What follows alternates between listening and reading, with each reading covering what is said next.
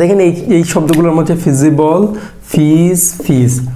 অর্থাৎ আমি যেটা বলতে চাচ্ছি আপনাকে, ফিজ থাকলে দেখেন কি অর্থ দিবে আপনি বুঝবেন। এবল তার মানে সক্ষম, এবল মানে কি সক্ষম। এখন আমি ধরেন এটার অর্থ জানি ফিজিবল মানে সম্ভাব্যতা। এই ফিজিটা কি, ফিজ মানে কি, এই ফিজ মানে কি, এই ফিজ অর্থ আপনি করা অর্থ ধরবেন, করা কিংবা ডু অর্থ দিবে, এটা ধরে আপনি আগান। তার মানে করা সক্ষম কিংবা করতে সক্ষম, তার মানে ফিজিবল শব্দের অর্থ হলো সম্ভাব্যতা। এখন এই ফিজিবল থেকে আবার শব্দ বানানো যে ফিজিবিলিটি, আবার এখান থেকে ফিজিবল থেকে আবার শব্দ বানানো যায় এমন যে ফিজিবল শব্দটা আছে, এর আগে আপনি আন দিলেন, আনফিজিবল, তখন আপনি কি অর্থ করবেন, তখন আর এটা আনফিজিবল অর্থ তখন আর সম্ভাব্যতা হয় না, সম্ভাব্য হয় না।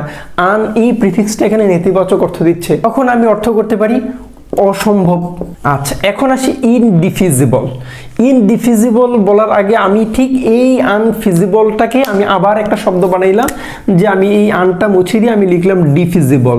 এই ডিইটা তখন প্রিফিক্স, এই ডিইটা যখন প্রিফিক্স হিসেবে ব্যবহার হয়েছে নিশ্চিত নেতিবাচক অর্থ দিবে। এখান থেকে আমি শব্দ বের করে আনলাম ডিফিজ। তখন ডিফিজ অর্থ কি হয়, এই ডিফিজ অর্থ তখন ক্যান বি চেঞ্জ, অর্থাৎ পরিবর্তন করা, পরিবর্তন।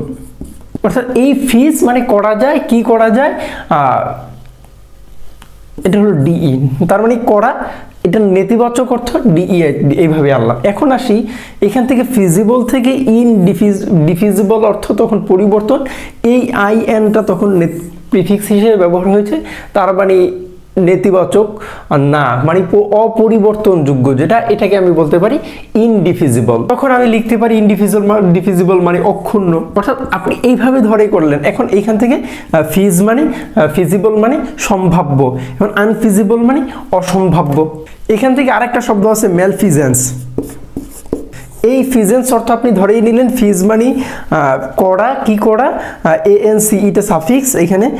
এখন এই যে আরেকটা শব্দ আছে ম্যালফিজেন্স। এখন দেখেন এই ফিজ ধাতুটা নিয়ে আমরা কথা বলছি, ফিজ ধাতুটা নিয়ে কথা বলছি, তখন আমরা ধরেই নিচ্ছি অর্থ করা জাতীয় অর্থ দেবে। এখন এই করা, কি করা আমরা জানি না, এটা ফিজেন্স অর্থ আমরা ধরেছি সম্ভাব্যতা, কিংবা ফিজিবল অর্থ সম্ভাব্য, আনফিজিবল মানে অসম্ভাব্য, ডিফিজিবল মানে পরিবর্তনযোগ্য, ইনডিফিজিবল মানে অপরিবর্তনীয়, অক্ষুণ্ণ,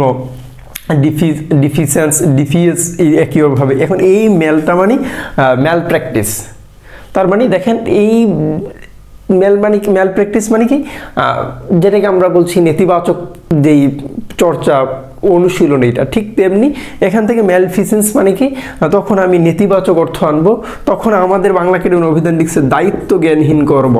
তার মানে আপনি দেখেন এটা নেতিবাচক ম্যাল, এই ম্যালটা হলো জ্ঞানহীন অর্থ ধরে গেছে।